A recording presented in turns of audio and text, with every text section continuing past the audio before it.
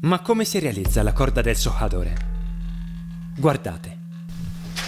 Allora bambini, questa è Zazoa, la fune del sohadore, che viene intrecciata totalmente a mano e fatta di yunku, che è un'erba.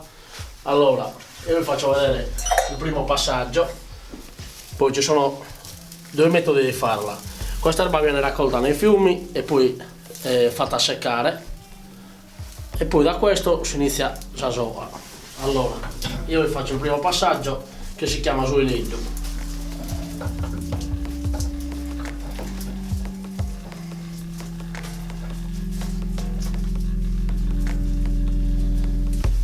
Quindi dobbiamo fare questo per fare una fune che di media è da 10 a 12 metri, dobbiamo fare 40 metri di questo iliddu, quindi ci vuole molto lavoro, ci vogliono per fare una fune completa almeno un paio di giorni di lavoro.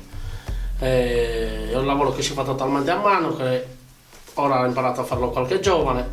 Questa è la fune finita, in poche parole dentro ne ha tre, che è tutto uno però intrecciato. Prima si stringe uno, l'altro, e poi l'altro viene a chiudere la fune, quindi a farla tonda e uniforme.